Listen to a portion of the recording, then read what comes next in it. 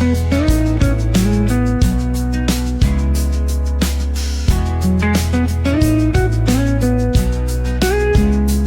বন্ধুরা, প্রিয়াঙ্কা হোম কিচেনে সকলকে স্বাগত জানাই। তো আজ আমি বানাবো পুনকো শাকের পোস্ত, তিল পোস্ত।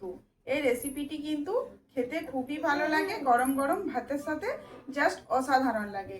তো চলো রেসিপিটি দেখতে থাকো, আশা করি তোমাদের ভালো লাগবে।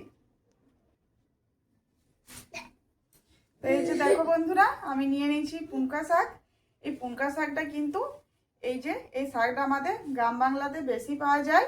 আর এই যে দেখতে পাচ্ছ, শাকটা কিন্তু একদম টাটকা শাক, বাজার থেকে নিয়ে এসেছি সকালেই।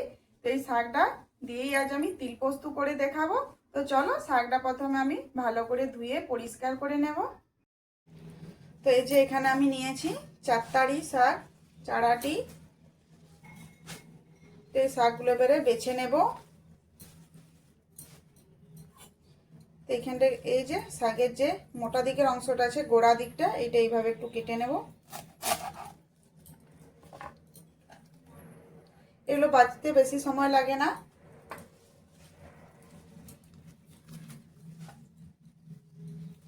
এই যে এবারে এগুলো একটা একটা করে তুলে নেব। এখানে যদি কোনো এই যে পাকা পাতা থাকে বা মরে নষ্ট হয়ে গেছে, সেগুলো ফেলে দেব। আর ঘাস, এই যে ঘাস রয়েছে, এগুলো ফেলে দেব। তো চলো শাকগুলো আমি ভালো করে পরিষ্কার করে নিই, বেছে নিই।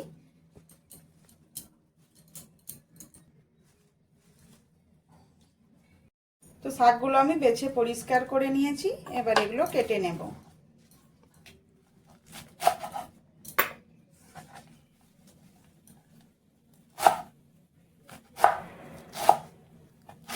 তো একটু ছোট ছোট করে কুচি করে নেব।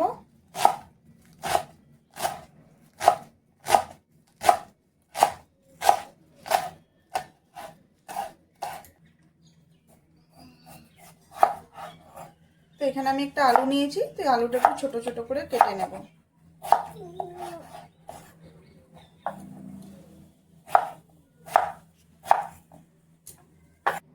তো শাকটা এখানে ভালো করে আমি ছোট ছোট করে কেটে নিয়েছি, কেটে জল দিয়ে ভালো করে ধুয়ে নিয়েছি।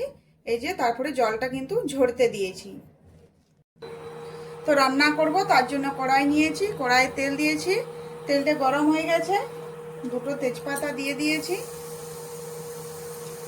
তো এবারে দিয়ে দেব তিনটে শুকনো লঙ্কা, মাছ থেকে ফাটিয়ে নিয়েছি। এবারে দিয়ে দেবো হাফ চামচের মতো কালো জিরে। তো এবারে দিয়ে দেবো কেটে রাখা আলু।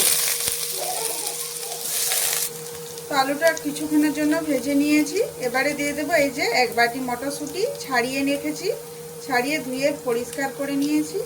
এবারে দিয়ে দেবো। এবারে একটু ভালো করে আলুর সাথে মটরশুঁটিটা ভেজে নেব। এখন কিন্তু কোনো নুন ব্যবহার করিনি। তো এবারে জল ঝরানো শাকটা দিয়ে দেব।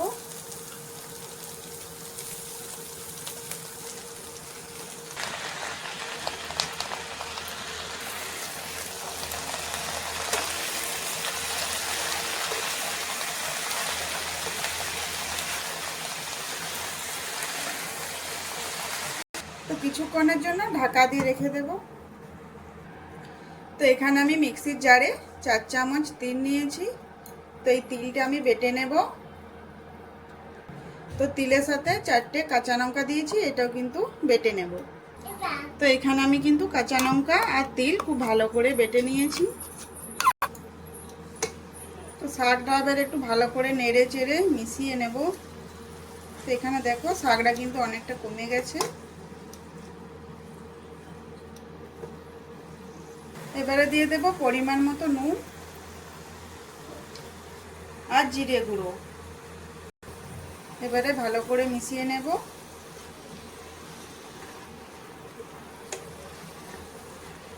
তো এবারে আরও কিছুক্ষণ আমি ঢাকা দিয়ে রেখে দেব। শাক আলু সব ভালো করে সিদ্ধ হয়ে যাবে। তো এবার এটা খুলে দেখে নেব। তো এবার এখানে আমি দিয়ে দেব একটা বড় সাইজের টমেটো, একটু ছোট ছোট করে কেটে নিয়েছি। এই টমেটোটা দিলে কিন্তু পোস্ত, যে কোনো পোস্ত খেতে ভালো লাগে। তো এখানে আমার কিন্তু আলু সিদ্ধ হয়ে গেছে। তারপরেই আমি টমেটোটা দিয়েছি। তো এখানে আমার সব কিছু ভালোভাবে সিদ্ধ হয়ে গেছে। এবারে বেটে রাখা তিলটা আমি দিয়ে দেব। এবারে মিক্সিটা ধুয়ে একটু জল দিয়ে দেব। এবারে ভালো করে সব কিছু মিশিয়ে নেব। তো এখানে আমি সব কিছু ভালো করে মিশিয়ে নিয়েছি। তো এটা দেখো, এটা যতটা এক্সট্রা জল আছে এটাও কিন্তু ভালো করে একটু শুকিয়ে নেব। তো এখানে কিন্তু নুন আর ঝালটা চেক করে নেবে। তো দেখতে পাচ্ছ বন্ধুরা এটা কতটা সুন্দর হয়েছে। তো চলো এটা আরও কিছুক্ষণের জন্য আমি ফুটিয়ে নেব। তো এখানে যে দেখো যতটা এক্সট্রা জল ছিল একদম আমি শুকিয়ে নিয়েছি। আর এটা কতটা সুন্দর হয়েছে, একদম আঠালো আঠালো। তো এইভাবে যদি হয় কিন্তু এটা খেতে ভালো লাগে। তো বন্ধুরা এই রান্নাটা কিন্তু আমার হয়ে গেছে।